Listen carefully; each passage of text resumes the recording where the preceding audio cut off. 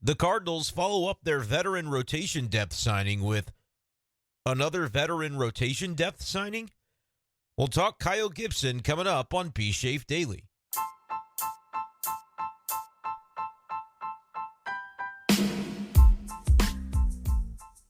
What's going on, everybody, and welcome in to this edition of B-Shafe Daily. Brenden Schaeffer here with you in the evening hours of Tuesday, November 21st, 2023.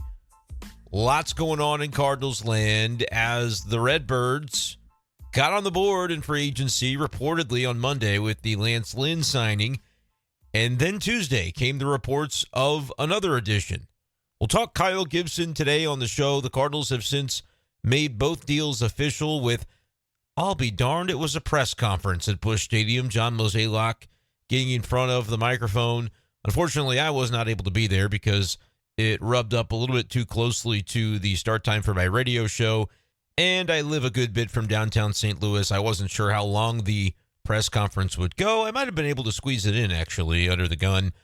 But nevertheless, we've reacted to some of the audio from John Mozeliak's press conference in a YouTube video earlier today. And if you're a listener of B-Shafe Daily on Spotify or Apple Podcasts, it's another reason to subscribe to the YouTube channel, because not everything ends up on the Spotify or the Apple Podcast feeds of B-Shafe Daily. That's kind of specific to the podcast, but we're branching out from there, and YouTube will sometimes have some extra content, and that's what happened today with the video where we just reacted to John Mozeliak's press conference, kind of a live version of that. I was actually on camera, so go check that out on YouTube, and look forward to more of that type of stuff coming to the YouTube channel in the days and weeks ahead.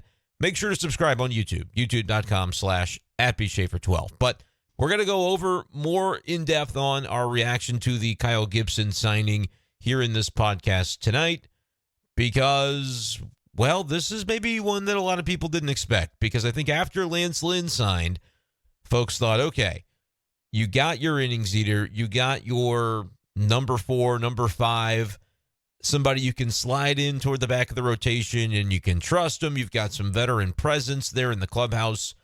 Everybody could be on board with a Lynn reunion. But I think a lot of fans were hoping that the Cardinals would then aim higher with the subsequent signings or trades, acquisitions in general for this starting rotation. Came in saying, hey, 2.5 starting pitchers is what was needed. Really, it's 3. I think you're going to get 3, Cardinals fans. That's the good news about the Kyle Gibson signing, because there was a world in which whatever the swing man was going to be, the half a starter in Mozeliak's previous description of 2.5 starters, that guy may not have had the major league pedigree of a Kyle Gibson. And I don't think Kyle Gibson is necessarily coming in here to be a swing man. I don't think Lynn is coming in here to be a guy who's going to be a swing man, a starter/reliever that gives you 100 innings. I think both of these guys are going to be kind of penciled into the rotation, but if you're the Cardinals, you're sort of responding in advance to exactly what we say you've got to be ready for every spring, and that's injuries to your rotation. With Kyle Gibson and Lynn, any injury that might come through, you've got, I think, a backup plan already built into what this roster is going to look like. If anything, the Kyle Gibson signing to me says the Cardinals might actually have a better shot than we thought at Yoshinobu Yamamoto. And if they don't get him, I think you could make a very compelling case now, more so than you could before, to go after Blake Snell in free agency, to maybe walk down the road toward a Tyler Glasnow trade. I think those possibilities are very much on the table for the Cardinals, and I want to describe why that is in today's podcast. When you think about this offseason for the Cardinals and the many tasks that lay before John Mozeliak in his front office, there's the notion of you need high-end elite pitching because last year's pitching wasn't good enough. But there's also this other thread that we've been harping on constantly, and that is the innings deficit that this team is facing, or is going to face if they don't find a way to add a bunch of arms and do so over a short span of one off season. We're going to focus on the innings side of it first in this conversation, because that's basically what John Mozeliak and the Cardinals have done as well. I wrote this up on Twitter after the reports began to surface on Tuesday about Kyle Gibson. The Cardinals get rid of 101 innings from Adam Wainwright with a 7.40 ERA. They get rid of 81 innings from Dakota Hudson, a 4.98 ERA. 47 innings from Jake Woodford at a 6.23 ERA. And then Jack Flaherty, who was traded at the deadline, no longer here, 109 innings, a 4.43 ERA. I lump those four guys together and come up with about 339 and two-thirds innings pitched, a 5.70 ERA in 61 starts. There were also some relief appearances scattered in there as well to come up with those numbers because Dakota Hudson, Jake Woodford also pitched out of the bullpen at times. And even from a salary perspective, I think roughly that's around $23 million that the Cardinals allotted toward those pitchers and that level of production from them last year. Wainwright was like $17.5 million. A lot of his money deferred. I don't really care about that. I'm just talking about the total outlay of what was on the contract, and nothing bores me more than the accounting tricks because I swear to you, one year they'll say, yeah, that counted, Adam Wainwright, that counted in 2023 salary, and then somebody will say, no, the payroll, they do it differently. I just don't care. It's all semantics to me unless you really get into some bigger numbers, and I'll let the payroll people figure that out. I'm not even dealing with that in this podcast. But my point is, you get like $17.5 million to Wainwright, about $3 million for Hudson, a little less than $1 million for Woodford. Jack Flaherty, I think, was close to like $4 or $5 million, whatever it was, but he obviously didn't stay with the team the whole year. Roughly $23 million, give or take, right? We're just looking for approximations here. The numbers to remember: 339 innings and a 5.70 ERA in 61 starts, and then about a dozen, Baker's dozen, in terms of relief appearances mixed in there as well. And then we go to what the Cardinals have added now for 2024. Lance Lynn, 183 and two-thirds innings with a 5.73 ERA. And then Kyle Gibson, a full run better on ERA at 4.73 this past season, 192 innings pitched. And I've seen it floating around there that Lance Lynn led the league in home runs allowed, which he did at 44. Kyle Gibson was the league leader in hits allowed. I don't know the exact number on that, but it was probably a bunch because he had a 4.73 ERA and pitched 192 innings, which you wouldn't necessarily suspect those two things to go hand in hand, given a lot of times guys with high ERAs with the Cardinals, they weren't getting those types of innings workloads because they were being taken out of games as the Cardinals were trying to win and trying to stay in those games. And so oftentimes if a guy was giving up a bunch of runs, he wasn't usually there for the 6th, the 7th, the 8th, and 9th inning. So Kyle Gibson leading the league in hits, Lance Lynn leading the league in home runs allowed, and I believe Miles Mikolas may have led the league in runs allowed, another guy who had a higher ERA, 4.78. So I guess as I was going on that rant about Kyle Gibson getting all these innings, it may have happened on the Cardinals because Miles Mikolas is a great example of it. He led the league in earned runs, and I actually also believe that Miles Mikolas led the National League and the Major Leagues in hits allowed. But in the case of Kyle Gibson, I think he must have been the American League leader. So isn't that something, Cardinals fans? Yep, he gave up 198 hits, which led the American League. That's Kyle Gibson. Miles Mikolas blew him out of the water, threw an extra 9 innings to get over 200, 226 hits allowed to lead not only the National League, but all of Major League Baseball. And those guys are on the same pitching staff next year. So that's one thing that I know is difficult for Cardinals fans to get over. And I think it is worth pointing out for a team that has spent so much time and have caused the writers in this town to spill so much ink and the radio hosts in this town to spill so much effort on the virtual airwaves, talking about swing and miss and needing to be better in the swing and miss department. The Cardinals had the dude who allowed more hits than anyone in baseball last year, and they said, who led the American League in hits? Maybe we could get him too. And Lance Lynn giving up more home runs than anybody else in baseball last year by, I think, a pretty wide margin, allowing 44 dingers. So that's a hell of a strategy to start off the offseason. I think it can work, and a lot of Cardinals fans might be pulling their hair out and tuning me out right now because you don't want to hear the optimistic take to this. It can work. Is it guaranteed to work? No. And I'm re-referencing back to what I was mentioning at the beginning, talking about this tweet of mine, where you had Wainwright, Hudson, Woodford, Flaherty. Those guys threw 339 combined innings. They're all gone this year. And I would say, collectively, they all were kind of the equivalent of like a number 4 plus a number 5 starter. Now, Drew Rom, I could have thrown into this and would have actually been even a little bit more even Steven in terms of the total starts between that group and then the Lynn Gibson conglomerate, the two guys being added by the Cardinals here. I mentioned 183 innings for Lynn with the 5.73 ERA, the 192 innings for Gibson, 4.73 ERA. That combined is 375 innings and a 5.23 combined ERA in 65 starts for a cost of around $23 million. So essentially what the Cardinals have done is they've consolidated what they got from 4 guys last year and maybe even 5 guys if you count Drew Rom, but he's still in the organization, so that's why I didn't include him in this. But you consolidate the production from those 4 guys, and now it's into 2 guys. And it honestly cost you about the same in terms of finances because Wainwright was making so much to kind of lead the charge with that group in the money category. Now you get Lynn on about $10 million. I've seen $11 million. I've seen, well, it's incentives.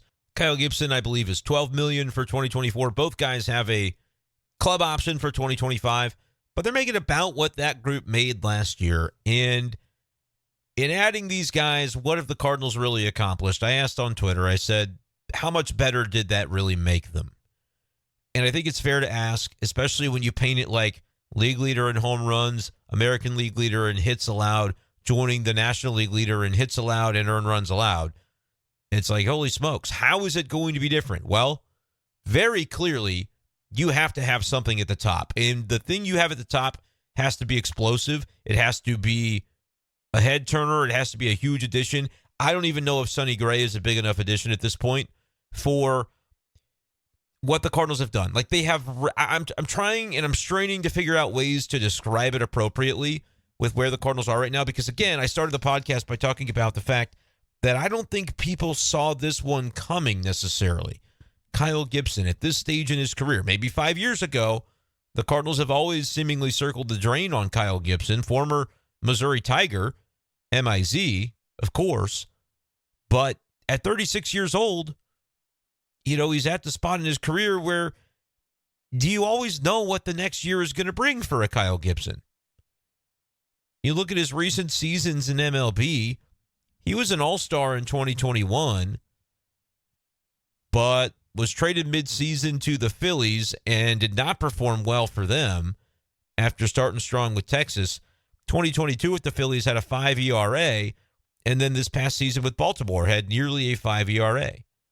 Not a strikeout guy, right? Like this is adding another Miles Michaelis to your rotation in a lot of ways. After we just got done talking about how you didn't necessarily want to fill your rotation with a bunch of Miles Michaelises because your defense isn't what it used to be. The game as a whole is prioritizing swing and miss and strikeout stuff, and you are woefully behind. I spent like a whole week beating the drum every day saying, hey, 172 pitchers with at least 80 innings. The Cardinals had 3 of the bottom 13 in strikeout rate. Dakota Hudson, Adam Wainwright, Miles Michaelis, Dak and Waino were at the very bottom, 171 and 172, respectively, out of 172 MLB pitchers that pitched 80 innings or more. I mean, just no strikeout rate to speak of. And Michaelis was 13th from the bottom, if I recall correctly. Among qualifying starters, only Jordan Lyles was lower. And I better not say that name too loudly because I think he's still a free agent. I think he's out there. Let me double check that. No, is he still with the Royals? I'm hoping the Royals extended him or something. Yeah, okay. He's signed. All right, everybody take a breath. He's signed. The Cardinals would have to trade for Jordan Lyles, I believe. So maybe the risk there is relatively low. But I'll tell you what, man. To add Kyle Gibson maybe it raises your floor because, like I said, that group of Wainwright, Hudson, Woodford, Flaherty, and Flaherty was not supposed to be a number 4, number 5. He was supposed to be better than that, and he wasn't. 4.43 ERA. He was decidedly mediocre. And honestly, when you bake in the expectations and kind of how that turned into his reactions about his performance, and he had many reactions in the clubhouse and in the dugout, etc., I think it was a drag on the team. And as a whole, that whole foursome, Wainwright, Hudson, Woodford, Flaherty, was definitely a drag on the team. That's why none of them are here. 5.70 ERA. Now, Lynn, Gibson combining for 5.23 ERA is a way to raise your floor. I think that's what I said earlier. I hope I didn't say lower the floor. I meant to say raise the floor. Because it's better to have two guys throwing those innings and having the quality of those innings be a little bit better than the four guys you had. Firstly, because of roster spots. You can do something with the extra roster spots, and hopefully the Cardinals are going to do something meaningful with them. Maybe get an actual reliever that can be trusted and leveraged, things like that. They can use those roster spots. That's number one. Number two, I think it is valuable for a rotation that's not done building yet. John Mozeliak said today during the press conference, more moves to come. This is just one day. It's not the finish line in terms of their offseason pursuits. Definitely go back on the YouTube channel and check it out where I said the title of the video reacting to John Mozeliak's press conference. Check that out if you want to hear the comments. We got most of his presser in that video, at least what I considered to be some of the most important parts. But Mozeliak reiterating today that it's just one day in the offseason. It's not the end. They've got more to do. And with that in mind, you're a rotation that still seeks something at the top. It has to be at the top. It's almost like John Mozeliak couldn't possibly show his face if it wasn't at the top, and so that's why I just refuse to believe that the Cardinals are just adding sort of like some bottom feeder type of contracts, which is not to speak to the character of Lance Lynn and Kyle Gibson, who I think are great character guys, going to fit well in the clubhouse, going to be huge for veteran leadership. But like we can be honest about what their recent performance was, because that's what everybody looks at. They say, well, what'd you do last year? And what can we expect you to do this coming year to bolster the rotation, a group that was pretty bad in St. Louis a year ago? And their numbers weren't great. Now, for Kyle Gibson, that's a couple of years in a row where he hasn't been great, right? A 5 ERA in 2022, a 5 ERA the second half of 2021, a 2.87 ERA the first half of 2021, 2020, 5 ERA, 2019, 4.8 ERA, 2017, 5 ERA, 2016, 5 ERA. Had a good 2018, but for the most part, he's a guy that's going to be a 4.7 to a 5 ERA. That's what he's been. That's what he's likely to continue to be. That can be your number 5 starter, I guess. And maybe you can, find another gear with St. Louis. Got the guy that's always my highs and years, the grave of Einstein, going to shout him out. I know he's probably listening. Pointed out to me that Kyle Gibson made some changes to his repertoire that in August, I'm just going to read from the tweet that he sent me because I trust it. And then I'm going to do a little bit of fun with game logs to verify. In August, he was getting blown up, a 7.89 ERA in 5 starts. Orioles nearly doubled his 4-seamer percentage, more than halved his changeup percentage, which resulted in a 2.45 ERA in September, almost forcing the Orioles to consider him for a postseason rotation spot, which obviously the Orioles ended up making a quick exit, so that wasn't really even a decision that I guess they had. I don't think they played enough playoff games to even get that far. I could be wrong about that. But checking it out in September, Kyle Gibson did indeed have the 2.45 ERA. Now, the fielding independent pitching was right around his career ERA, 4.69. So did he just pitch into a little bit better luck? Who's to say? But if he can have a pitch repertoire that vibes with what the Cardinals want to do defensively, and he's going to be a guy that gets you 6-7 innings a lot more often than what the Cardinals had last year, even if that's 7 innings, 4 runs, don't hear what I'm not saying. Like, that's not perfect. That's not the end-all, be-all for this Cardinals offseason. But if your number 5 is consistently giving you 6 1/3 and 7 innings of 3-4 run baseball, that will play in a way the Cardinals weren't really experiencing last year. Remember, Wainwright was basically their 5, and what would he do? He would be lucky to get through the third, and he would always be giving up 6 or 7 runs. So incremental improvements are what we're seeing so far. Now, why are these deals coming first and not the big kahuna, right? The Yamamoto. Well, for his case, I don't think he's been eligible to sign yet. I think that starts actually today or tomorrow, that the posting window is opened, and he is right around now finally becoming eligible to sign. I don't think it's going to last forever, but there's talk that he'll meet with different teams in December. He's got 45 days since the window opened, which I believe was yesterday. But that would be a big kahuna. Blake Snell would be a big one. It doesn't seem like there's been a lot of necessarily smoke surrounding Blake Snell and the Cardinals lately, but that doesn't mean it's not happening, because we wouldn't hear about it necessarily.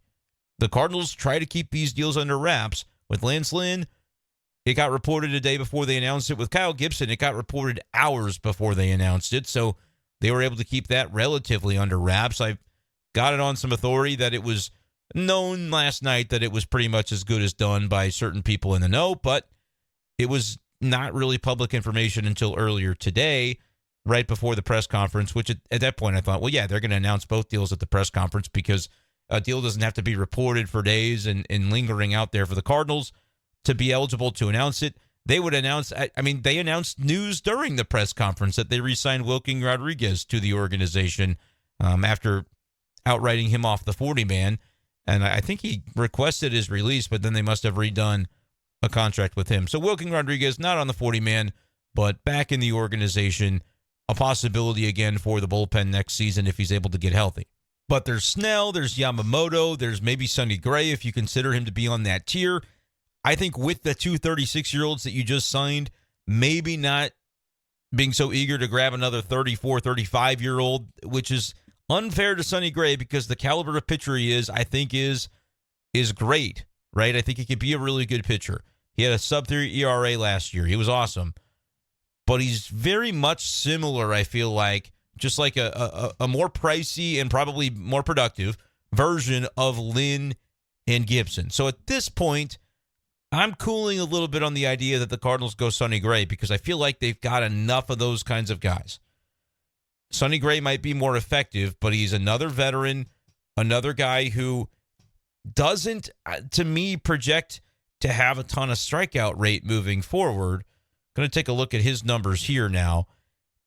I just feel like you got guys like him, even though he's much better than the guys that you currently have. He pitched to a 2.79 ERA last year, and it was legit. If you look at fielding independent pitching, 2.83 was the FIP, and he averaged a K per 9, basically 1 strikeout per inning pitched. Had 183 Ks in 184 innings, so basically 1-to-1 on that ratio. For his career, he's had seasons where he's been better than that. In 2021, he had 155 strikeouts and 135 innings, not a full season. Dating back to like 2019, he had 200 strikeouts. So he's done it at times, but for the most part, he's been lesser in terms of K per 9, more around that 8 number than the 9 or 10 number. Trying to find the career stats. He's 7.7 for his, no, he's not. He's 8.7 for his career. So just a little bit below, which is, again, it's better than what the Cardinals have. Like I said, you look at Miles Michaelis, he's in the 7s probably. Nope, not even. He's 6.6 strikeouts per 9 for his career. Kyle Gibson, his Ks per 9 was like 7.4 this past season. Lance Lynn, maybe a different story because he did have a pretty good strikeout rate. I believe it was closer to 10 per 9 last year. But it was electric with the White Sox when he was at his worst. It was like down to Miles Michaelis territory when he was with the Dodgers at the end of the season when he was at his best. Pitching better, but not striking out nearly as many. So I don't know if there's some mechanical things that need to go right there. Grave of Einstein pointed out to me on Twitter some of the things being written about maybe the mechanics of Lance Lynn. And if it's a mechanical thing, and you get Yadier Molina as part of the coaching staff, I feel like that is something that could absolutely help Lance Lynn kind of get things back on track. Because in the case of Gibson, 5 ERA is kind of what he's always been. Lance Lynn his 2023 season was bad, and it was an aberration. It wasn't what he normally does. It wasn't really, he's never pitched anything like as bad as he pitched this past season until this past season. So I feel like for Lynn, there is plenty of room for optimism to think that he could turn it around. I mean, you look over the last 5 years or so, I'll read off his ERAs. 2019, 3.67, 2020, 3.32, 2021, 2.69, really pitching better than he ever had, even with the Cardinals during the height of his career with St. Louis, 3.99 in 2022. Last year, it balloons to 6.47 with the White Sox. He gets traded to the Dodgers, 4.36 over there, and you can mix that all together to get like a 5.7 ERA for the season. That's one bad year in a 10-plus year career, 12-year career for Lance Lynn at this point in time. So I feel like there is definitely an opportunity for him to kind of reel it back in and get back to his roots of being a really solid pitcher. For the most part, he's never been nearly as bad as he was last year. So bounce back possibility for him, but still you're thinking floor, we just need these innings, and we needed 4 guys to give us a bunch of mediocre innings last year. Now maybe we take these 2 guys. Is it going to be kind of mediocre? Well, again, they might be toward the bottom of the rotation, but we also trust the veteran presence. Like, you're looking at it from the Cardinals' perspective. They trust the veteran presence, and it was something that John Mozeliak mentioned today. We talked about it in the video on YouTube earlier, but I'll kind of paraphrase some of it here. He spent some time talking about not wanting to have to rely upon the young guys to establish themselves. That was sort of the trajectory the Cardinals ended up taking last year by force, because when they had some injuries and some underperformance in their rotation, it was like, okay, let's do the usual thing of the young guys that are performing well at Memphis, they're going to get their shot. Well, nobody really was, and they had to kind of scramble. They moved Zach Thompson back to Memphis because they thought, we don't have the starting depth that we thought we did, and we're going to need more than we have right now. So we have to turn Zach Thompson midseason from a reliever to starter. Like, that's a move that they made after he was a reliever all through spring training, all through the beginning of the season. They sent him down and converted him midway through to join the rotation effort because they knew that they would need him later on, and they used him later on. They used Dakota Hudson, even though his numbers at Memphis didn't really dictate it. They used Matthew Liberatore. He had some good Memphis numbers, but the big league transition really wasn't there for him on a consistent basis. So the Cardinals are looking at this entire situation, not only the fact that they don't have anybody at the top of their rotation, but again, they're missing more than half of an actual 5-man pitching rotation. And they have to figure out ways to fill it within their budget. And I know nobody wants to hear about the budget, and I do think they should be willing to stretch that to 55, 60, 65 million that they could add this offseason. But you also hope that eventually the young players in your organization will develop, right? Like, if Zach Thompson's not ready yet, if Graceffo's not ready yet, if McGreevy's not ready yet, Liberatore, eventually Drew Rom, Kloffenstein, Robertson, like, some of these guys are going to have to pan out, or you just kind of wave the white flag as a development group and go, we don't know what we're doing. We need to get other people in here who do. That's kind of the way that I would look at it. And if some of those guys eventually do emerge, let's say by 2025, or they emerge this summer perhaps, but you don't have to rely upon the necessity of those guys emerging and those guys establishing themselves at the next level because you went out and got some cost certainty and some innings certainty with guys like Gibson and Lynn toward the bottom of the rotation. It's what they didn't have last year. It's why you have Andrew Suarez and Casey Lawrence and Jacob Barnes and all the random dudes that they had to bring in at the end of last year to just fill innings. They don't want to be back in that situation again. And really, they don't want to be back in the situation that necessitated that in the first place, because by trading Montgomery, Flaherty, Stratton, and Hicks at the deadline, you obviously worsened an already existing innings crisis. But by that point, they just didn't care about the results, and they were just trying to build for the future. So we understood it, and it made sense. But what the Cardinals are doing now is Mozeliak saying, we want some certainty. He used the word sure-handed, bird in the hand. They want to be able to watch to see whether these young guys develop without needing it. And, like, that's kind of a cop-out because other organizations oftentimes, like, isn't the best way to develop guys by giving them opportunities and having them show out with the chances they have at the big league level? Sure. But it's almost like when none of them are performing in Memphis, maybe they're just not developed yet, or there's a possibility that they're not very good. But that's why you added more of those guys, like the young AA, AAA pitchers. You added some at the deadline. And so now you've got a handful of them that will staff your AA and AAA rotations. Some of those guys will graduate into your big league bullpen. I think Liberatore is definitely a candidate for that because they've tried the starter thing for multiple years in a row. It hasn't worked. What's the thing that they can try and do to get him consistently performing for the team and get some value for the trade that continues to haunt John Mozeliak every night? That may be the route that they take in 2024. We'll have to see. But if eventually you want some of these guys to emerge, it's not the worst thing in the world to take 1 year flyers for 10 to 12 million, because by paying 10 to 12 million, you know you're getting somebody with some proven experience. It may not be the best experience in the world in recent history, because you look at their numbers last year and they're not getting multi-year contracts at age 36 because they're not performing. If those guys had great years, they probably could get a 2-year or maybe even a 3-year contract at their age, because both Lance Lynn and Kyle Gibson are 36 years old. But they're settling for 1-year deals, but they're doing it early in the free agency period because they're getting to kind of pick their landing spot. John Mozeliak talked a lot about both those guys wanting to play for St. Louis and wanting to be a part of this, which I think matters.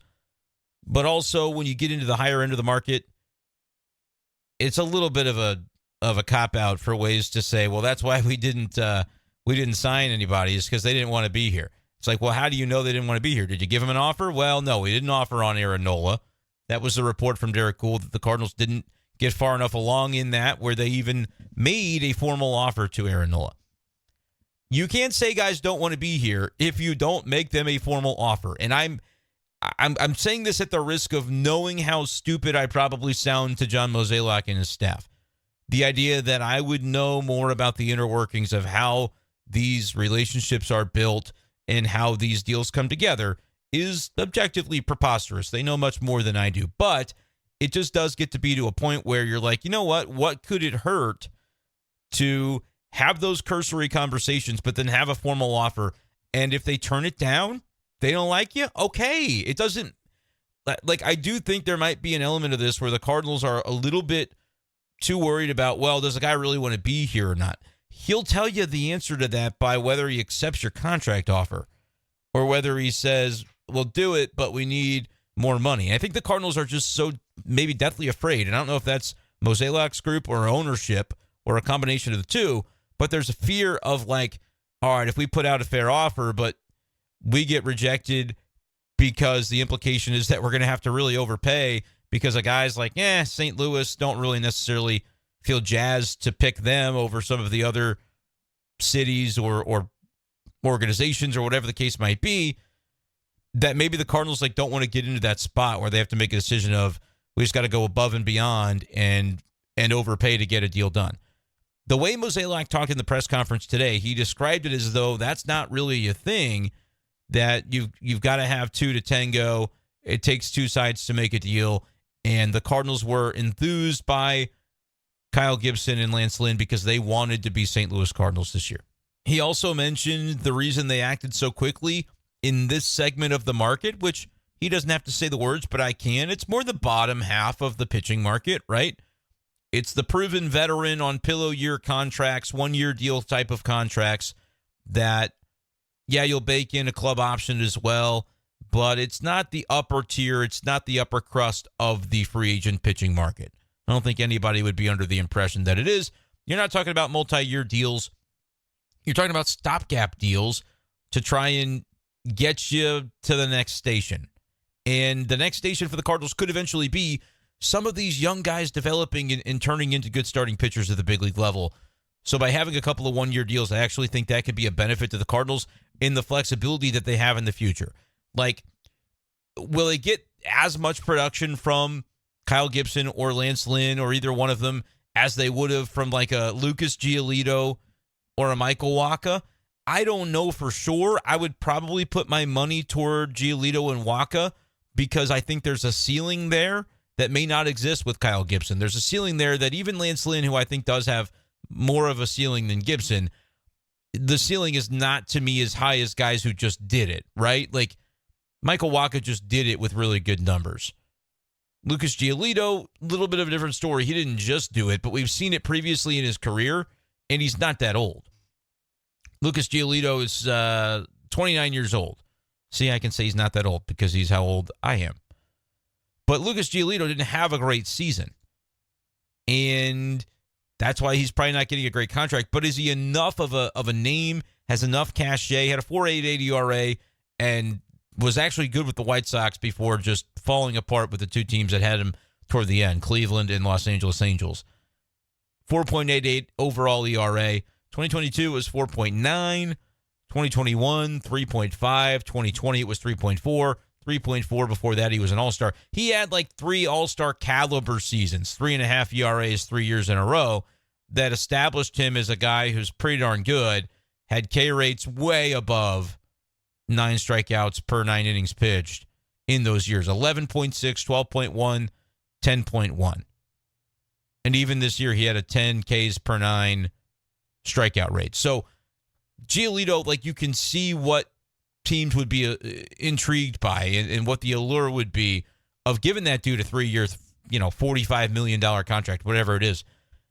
But there's also a downside of, like, he could just completely flame out, just as Kyle Gibson or Lance Lynn could, because, Lance Lynn basically flamed out last year. He just did it over 180 innings, and he was able to just take the ball and eat those innings. Cardinals, I think, are at a point where they need some dudes who just are going to take the ball and eat the innings, because they're tired of what the alternative looked like. And Cardinals fans were tired of what the alternative looked like as well. Now, this could come with a little bit of an adjustment for Ollie Marmol, who I think Cardinals fans believe he has that reputation of he's got a quick hook on guys. I think it isn't that way. I think Ollie would be more than happy to give the ball to a guy who's going to go 6'7". I think he's going to do it with Lynn and Gibson, and you're going to find that out, Cardinals fans. But he didn't have the dudes that could do it last year. Just guys that are, and again, it's not to say that the pitchers complained and wanted out of games or anything like that. I just think Ollie had the guys that he had, and now he's going to have different guys that he can manage a little bit differently. And I believe he will be enthused and eager to manage in the way that he'll be required to manage when it comes to Lynn and Gibson. Guys that they give up 3-4 runs, yeah, but they're also going to throw 110 pitches and get you through 7 because that's what they're here to do. Was Jack Flaherty that kind of pitcher? Right? Montgomery? Yeah, I think he was. I think he showed that with Texas. And that's where it is a little bit on Ollie to have that trust in guys and to be able to adapt in that way. But you can also understand it from Ollie's perspective. That season was in the toilet, and he was doing everything that he could to try and save it. And so when he does pull a pitcher the way fans may have perceived too early, I think it was out of aggression to try and win that game. And that was maybe not a sustainable mindset that they could have every single day. But I also think they were dealing with the Titanic last year in retrospect, and there was nothing Ollie Marmol was going to do game to game that was going to save it. But I think with the way that he can manage Lynn and Gibson next year, as I squeak in my chair, I think you are going to see those guys dial it up on the innings, and I think Ollie Marmol is going to be there allowing that to happen. And that's why organizationally, like from a philosophical, you talk about philosophical differences, which we'll still do a Mike Schilt video at some point. Probably not a full podcast talking Mike Schilt to the Padres, but we'll do a video on YouTube. So subscribe if you want to hear my Mike Schilt becoming the Padres manager thoughts. That'll be something pretty extra, right, that we do. The benefit of the YouTube channel, please do subscribe. But philosophically, to me, the moves that we're seeing would dictate that the Cardinals on field and front office staff are on a similar path of what they want to see this year. They're like, dude, it sucked the way that Jack Flaherty would throw 100 pitches and maybe get you through 5. And then clearly just, he had to come out of the game at that point. It's not that he would ask out of the game, but that was annoying. Man, the fact that Wainwright couldn't get through 4, that sucked, right? Like he physically couldn't do that. Because if you tried to get him through 5 some of those games, he'd have given up 32 runs. Like there would have been no limit. It's like the Mean Girls line. The limit does not exist. That's what would have happened. Granted, he was injured. But like, I think enough of that happened last year that the Cardinals are like, What's the exact opposite of what we had to endure? Matthew Liberatore occasionally would be that way. Zach Thompson, Dakota Hudson had those types of games. What's the opposite of that? It's Kyle Gibson and Lance Lynn. Even if they're not perfect, they're within the budget because, again, they're paying those two guys to do the jobs of four guys from last year, and you've basically not added to your payroll yet. This is why I say the Cardinals are positioned now to go make a splash for a guy like Yamamoto. They got to convince him to come play in St. Louis. And Ben Fred, I think, asked a great question about, would you have the room for a $200 million contract? And Mo's answer was, well, does the player want to be here? I don't understand why that's his response. That's not the question. Would the Cardinals spend $200 million if they had the guy that was willing to accept that to come pitch here? That's the question. And I think the answer is yes. I think almost Mo's protesting too much was to sort of shroud maybe their level of interest in Yamamoto. Like, again, call me crazy, but is this your response and the way you reflect upon the press conference, Cardinals fans, after we've talked through it a little bit? Do you think that their odds are almost even better to get Yamamoto than they were? Because I had it in my head that you were going to sign, okay, so you'd sign Lance Lynn, that we knew that was coming.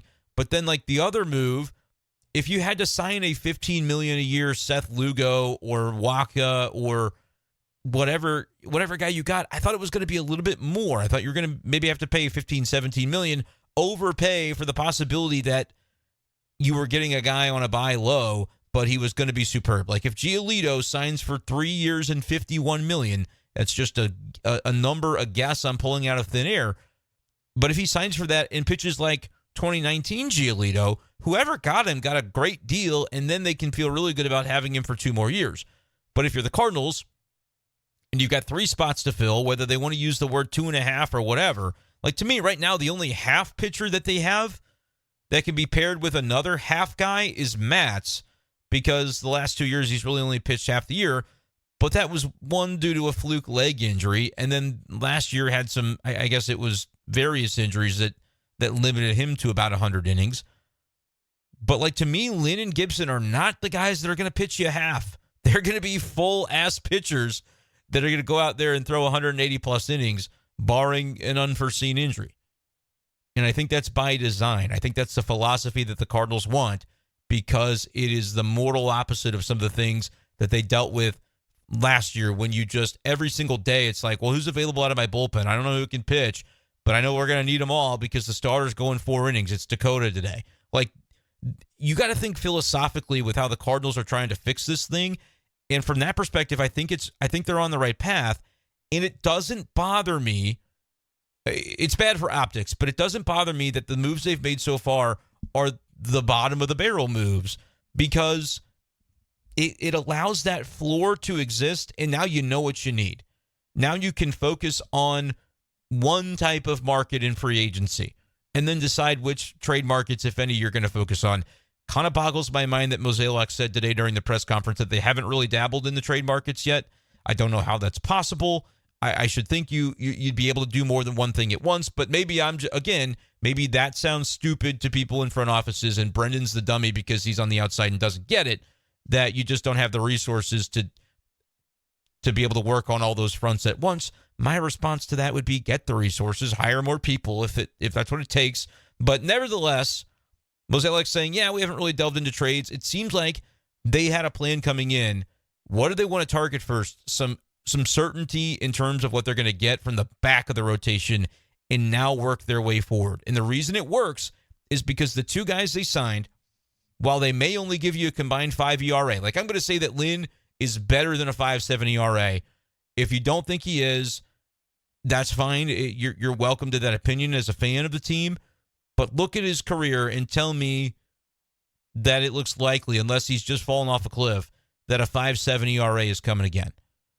He's not had a 5 ERA but once, and it was over a partial season in 2018. He didn't pitch that well with the Minnesota Twins, pitched better with the Yankees, and so his season ERA was lower. But then that was 6 years ago. He has since found his groove from 19, 20, 21, 22, 4 great seasons in a row.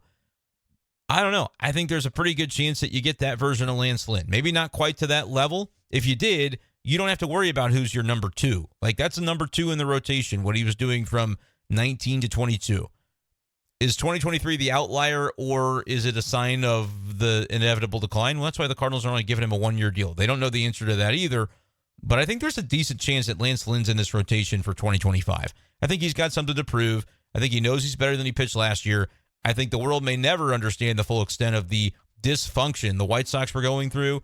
And for Lance Lynn, it probably just got to be one of those things where you're sort of going through the motions and just getting through it.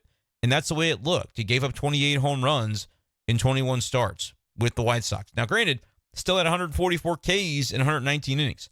When he went to the Dodgers, that number went down drastically from 10.8 Ks per nine to 6.6 Ks per nine. That's Michaelis territory. For the year, it makes it 9.4.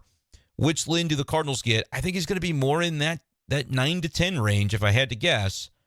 But I also think that you probably shouldn't count on that as you're making up your team here. You should recognize that there could be a bit of a dip there in his case. You know that Kyle Gibson doesn't strike anybody out. You know that Michaelis hasn't and isn't going to, right? It's not like suddenly at this stage of his career in his mid-30s, Miles Michaelis is going to turn into a completely different type of pitcher. I think you can basically surmise that he's going to continue to be the pitch-to-contact oriented guy that he's always been. That's 60% now of your rotation. Recognizing that it did provide you some level of certainty in feeling comfortable with what you're going to get day to day and week to week from those guys, where's the upside going to come from in this rotation? I honestly think that it's coming from somebody at the top that the Cardinals are still yet to get. A lot of Cardinals fans, I don't think, are that enthused by what we've seen, and they don't see the thread of why this actually implies the Cardinals have a better shot at now landing a big fish. To me, it's work backward, do the easiest thing first. They've done that for $23 million combined. If they've got $60 or so million to play with, that leaves $35 to $40 million to play with. Even if it's I need a more conservative estimate, $30 million to play with. You can sign somebody for $25 million a year, and that pitcher can be really good. Like, I don't know if you're quite getting Blake Snell for that amount, but I think you can get somebody for $25 million per year and be in a good spot. And maybe the answer to that is Tyler Glasnow, because at this point, you have the certainty of innings angle covered. That's kind of what Sonny Gray would have been, but a more expensive version of Lance Lynn. And yes, a more productive version of Lance Lynn. That's why he would have been more expensive. But could Sonny Gray regress a little bit, and could Lance Lynn get back to what he was at other points in his career? If that happens, they're basically the same pitcher in terms of productivity. One of them's getting a 3-year, probably maybe even a 4-year deal for 75, 80, 90 million. The other one is getting 10 million on a 1-year contract and having to prove himself. The Cardinals could end up being on the right side of history with that angle. But what it does mean to me is I wouldn't sign Sonny Gray. I wouldn't have said this previously because I thought, hey, if you just need some certainty, you can kill two birds with one stone. Sonny Gray can be like a top end of the rotation guy, not maybe your number one, but a good number two. And you also feel like he can be reliable. Those are the two things that you'd be looking for. They've got reliability at the bottom. Now I think you shoot the moon. You say, make Yamamoto tell you no. $200 million needs to be nothing to the Cardinals over 7 years. Again, Mozeliak kind of squirmed when he was asked the question. He said, well, it depends on the term, of course, and whether the guy wants to pitch you. That's not what I asked. That's what I wish Ben Fred would have said. That's not the question. Is it within the realm of possibility that y'all can spend $200 million? That's the question. I think the answer is yes. 6 years, 7 years, whatever it ends up being. If it's a $30 million annual salary, that does stretch them right up to the budget. But who cares? I think they'd be willing to do it because that's what they've set themselves up to do. Blake Snell would be another great example. And you say, well, Blake Snell doesn't throw a bunch of innings. That's okay. The innings that he throws are going to be great, right? He won the Cy Young without throwing a ton of innings, as many as his peers, and was basically unanimous in doing so. He strikes out everybody. He also walks a lot of guys, but he strikes out everybody. His stuff is ridiculous. You need a stuff candidate at the top of the rotation. I think the Cardinals can get him in free agency. I think they're trying to get Yamamoto. I really do. Whether it happens, I can't say. I don't have any idea. But I think at this point, they have set themselves up where if they fail at the top of the market, then they can pivot maybe to the trade market. Dylan Cease can be a great option. I thought the Cardinals rotation would have looked a lot better if Dylan Cease was your number 2. But at this point, I think he could end up being your ace with Michaelis and Matz and Lynn and Gibson behind. There's another scenario where maybe the Cardinals can make a couple of trades. Maybe they make the free agent signing that pushes them right up against their budget. Snell, Yamamoto. Maybe it is still Sonny Gray, which it would make the team better. I think you wouldn't maybe have the upside in terms of strikeouts that you'd be maybe needing to contend the way the Cardinals fans want to see this team contend, but it gives you a chance because Sonny Gray's a good pitcher. But again, you don't need that certainty of innings from a guy like Gray because you've kind of got that in the middle to the back end of your rotation. So take a shot on the top end guy, which now could be a Tyler Glasnow trade. And that would still be an interesting one because the money would factor in, and that would be kind of the way they would get to that $200 million budget. It would be a little bit scary because he's only ever thrown 120 innings, and maybe the 2.5 really does have to become 3.5 because I don't know if the Cardinals knew they were going to be able to land both Gibson and Lynn within their price point. But if they do that, and then it's 20 to 25 million, whatever it is for Glasnow, and then they maybe sign a Drew Verhagen type of contract for a swingman that can pair with Glasnow or Matz or whoever maybe ends up needing it based on injury, because that's just kind of the way that the Cardinals are talking about having to plan. Maybe that's something that could work out now. Maybe the half is like a Tyler Glasnow because you're picturing him as a guy you're only getting a half a season from, but you think the half a season that you get is going to be great. I still think it would be wonderful to see the Cardinals go out and get 2 guys, but I don't think that's going to happen. I think you're going to get 1, but I think he's going to be a quality pitcher. And if he's not, we will be talking about on B Shafe Daily how the Cardinals don't have enough. I think the guy that they go out and get has to be the best pitcher on the staff, bar none. I think there are a number of names that would qualify as that. Yamamoto would, Snell would, Glasnow I believe would. Sonny Gray probably would. You'd be maybe a little bit underwhelmed by that one, but I think you have a fighting chance. I don't think that you project as a top 10 rotation or even maybe a top 15 rotation, but there are ways that it could break in your direction. If Sonny Gray is your guy with Michaelis, Matz, Lynn, Gibson, put those in whatever order you want. It doesn't really matter. And then maybe that's where the 6th, 7th, and 8th starters like Liberatore, like Graceffo, like Zach Thompson come into play. You have a fighting chance. I think you need somebody with maybe even more upside than Sonny Gray. Dylan Cease would be the name that I circle if it's a trade. Again, I think it would have been better if you had a 1-2 punch. All the best teams typically do. Maybe there's a world where Lance Lynn bulldogs his way into being that. Maybe Miles Michaelis refines some of the success that he had before last year because he's been a good pitcher before. His numbers just were terrible last year. So, there's a world in which I could see it kind of coming together, but you're having to hope on hopium a little bit on some of the things that have to break in your direction, and it kind of feels like that's what burned the Cardinals last year. So I can understand the skepticism from fans who would say you're still hoping on guys to do stuff that they haven't recently done. It's not all that dissimilar to what you did last year, and that didn't work out very good at all. But I think because they have Lynn and Gibson in the fold, you can be a little bit more aggressive and singularly focused on getting a dude to be the top of your rotation. Because if you have a dude at the top, it makes Miles Michaelis look better as your 2. It makes Lance Lynn look better as your 3.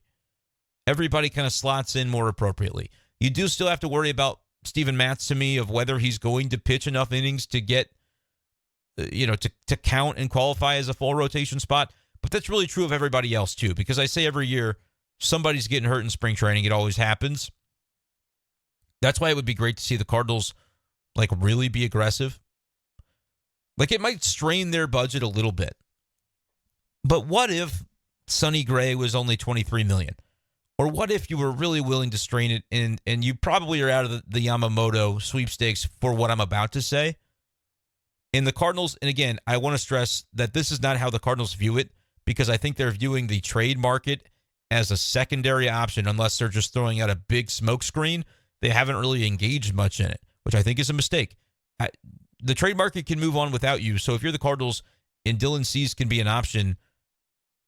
Try to figure that out. But I think they're very reluctant to even engage in the conversations that could lead to trading a Brendan Donovan or a Nolan Gorman or, any of the players that they don't really want to move. But it may be necessary to dip your toes into those waters and see. But the scenario I'm about to paint, I think would still be within budget, and it would make you really, really competitive next year. It would basically turn Steven Matz into like the half a starter that you're ready to have fill in if and when necessary. And it would also mean you're paying your rotation a lot. I want to mention that too. For Cardinals fans that are like, you got to pay your rotation. They're too cheap. The Cardinals paid their rotation last year. I think it was one of the most expensive rotations in baseball. Everybody in it, including Hudson, was making multiple $1 million. So it's not that they're not willing to pay, but they're not willing to develop a couple of guys who are cheap at the same time as they go out and pay for somebody who's actually elite. Instead, they end up with a bunch of guys in the middle, and that's sort of what you've seen and maybe what you're going to see again this year. But I'm going to say $10 million to Lynn, 12 to Gibson. I think the extra $1 million for Lynn comes from probably a buyout maybe for 2025. Maybe that's part of it. Whatever, $22, $23 million. It doesn't really matter the difference. It's negligible. Let's say out of Yamamoto because he's going to be closer to $30 million per year. But you get Blake Snell. You get his 2.25 ERA. You get his 234 strikeouts in 180 innings, which again was basically tying a career high for him. And maybe we don't see that level of innings from him next year, which is why I don't think he makes the money that Yamamoto or even Nola made. Nola was 7,172, right? In terms of his contract. Maybe on an average annual value, Snell gets in that range, but it's probably not a 7-year deal. What if it's a $27 million per year over 5 or something like that? Like I was thinking $25 million over 6. Would that be, he might even make a little bit more than that. That'd be 6 and 150. Let's do it for the sake of argument, though, because that allows the Cardinals to spread it out a little bit more even. So $25 million, and honestly, they can backload it if they really wanted to. If you're really worried about cash flow and the money for 2024's payroll, not going over $200 million or just barely sneaking over it, and you've got your budget, let's say it's $25 million, but they, with the knowledge that they could also backload it a little bit to take off some of the sting at the beginning of the deal. But let's say they don't. It's $25 million, 10 for Lynn, 12 for Gibson. That's 47, which is within range. Now, you would maybe need to add to the bullpen, but I've talked a lot about the fact that I don't think spending on relievers is ever the answer. Quantity over quality would be my play. Just be the organization that identifies which pitchers are good and which ones are going to have good relief pitching seasons. Do whatever the Dodgers do because they pull diamonds out of the rough each and every year. They go non-roster invite to Shelby Miller, and then he's great until he gets hurt. Like, find those guys. You tried last year with Wilking Rodriguez and Guillermo Zuniga and Connor Thomas, and the list could go on. None of them were good. None of them contributed to the extent that you needed them to. Figure it out for this year, which guys are going to fall into that bucket, and make them be good. That's the part that's not my job to identify. It's the Cardinals' job. Like, I don't have opinions on which guys it should be, because if I did, and they were correct opinions time over time, then I would be working in the front office, but I'm not. That's their gig, right? Figure out who those guys are across baseball. Scan every team. There's going to be teams that non-tender guys. There are going to be teams that, let go of players that you go, oh, that's the diamond in the rough. That's their job. Figure out who those guys are. That's how you fill your bullpen. Don't spend a bunch of money on it. And trade for Dylan Cease anyway. Blake Snell, Dylan Cease. I think Cease will make 8 to 10 million, something like that. Let's say it's 10. Boom. That's 57. You spend $3 million on a couple of relievers because you guarantee the non-roster invitee guys $1.5 million if they make the roster. Boom. I'm not going to say you fix the bullpen because quantity over quality can lead you to have a season like last year where all the quantity didn't contribute and you were kind of left upstream without a paddle. But the boom comes from you've spent $60 million. Let's say that's about what you have to spend. And if I have too high of a number, The Build-A-Wit Grandchildren Trust can get over it, and that's just what you spend. Payroll's 207 instead of 202. If that's what it takes, you can make that happen if you're the Cardinals. And if it's not Blake Snell, it's Sonny Gray, and it's even more in your budget because I don't think he'll cost 25 or 27. He might be more like 23 AAV. But let's live in the world where it's Snell because it fits so darn well with what they've done over the past couple of days getting Gibson and Lynn. Snell for 25 is your number one. Cease for 10 is your number two. I guess I don't really know what Cease's salary is going to be. I should look it up. It looks like MLB Trade Rumors has him at $8.8 million. Let's call it 10 just for the sake of argument, just to be conservative. Because when you look at it that way, you still have the room financially and player personnel-wise because you haven't made any other trades. So you can do it. It may cost you guys you don't want to trade. But I'm unloading any pitcher in this organization if I'm getting Dylan Cease, knowing that I've also signed Blake Snell and I'm going for it in the prime years still of Goldie and Arenado and with all the up-and-coming talent they have offensively, while Wilson Contreras is still in his prime as a hitter. Like, if that's what we're looking at, I think you trade any pitching prospect in the organization, full stop. There's not a name. What about Tink Hence? He's in the trade. What about Graceffo? He's in the trade. If you're telling me that the Cardinals are getting a rotation that consists of Snell for 25 to 27 million over a 5 to 6 year deal, Dylan Cease for 10 million, and then another year of ARB eligibility in 2025 as your number two. And then we'll go Miles Michaelis 3, Lance Lynn 4, Kyle Gibson 5, Steven Matz when one of those guys gets injured. Yep, now you're paying 6 guys again. I know it sucks, but that's what you have to do when you don't develop pitchers. And the Cardinals haven't developed anybody in years that has been able to become a staple in their rotation. So that's the price you pay if you want to stay competitive. Now you have to pay for it on the pitching side. And you can say, well, if you keep trading away the Tink Hences and the Graceffos, then you're going to... Yep, I hear you. That's the situation that they're in, though. The ones that you do think have promise to really go for it, that's where you got to live. So if you had Snell, Cease, and yeah, it probably costs you Gorman too, whatever. You're just getting the trade done, right? You're having the rotation that can legitimately contend. Imagine going into a playoff series with Snell and Cease as your 1 and 2. That'll play. Imagine getting through the regular season with Michaelis throwing 200 innings from the 3 spot, Lance Lynn throwing 180 from the 4, Kyle Gibson throwing 185 from the 5, and their ERAs are, Gibson 4.5, that's reasonable. Go from 4.7 to 4.5 because you moved to a pitcher's park for half the games. Okay, let's call it that. Lance Lynn, he could have a 4 ERA. I know he just had a 5.7 ERA. How many times has he done that in his career? He's going to be motivated, move to a pitcher's park. That'll help with the home runs. Call it 4. Michaelis can have a 4 ERA, and it can even be better than that. We know that it can be because we've seen it happen before. But 3 innings eaters and then 2 dudes, absolute dogs atop your rotation, and one of them's going to get hurt, and that's where Steven Matz comes in. He showed he can pitch well out of the bullpen. He's veteran, so I think he could handle it in terms of, hey, this is what the team needs from you this year. You need to just be flexible, be the swing man. I honestly think the Cardinals would be a force to be reckoned with. Do they see that? I think they do. I don't know if they can stretch to the point of getting both Snell and Cease. I think they could make a Cease trade. I think they could make a Gilbert trade if they really wanted to go crazy. More likely it's going to be a lesser name that you trade for, but somebody that's got some control. I also think they could do a free agent signing of a guy like Sonny Gray that's like more of an attainable guy to get than Blake Snell. But go throw that offer to Blake Snell and just make sure he says no before you say, well, he's got to want to come here. Until a guy's got a formal offer in hand, I don't think the front office should be able to use, well, he's got to want to come here as an excuse. Why do you have to get to know the player? Why do you have to date the player before you just say, hey, dude, you pitch really well. Can we throw you a bunch of money?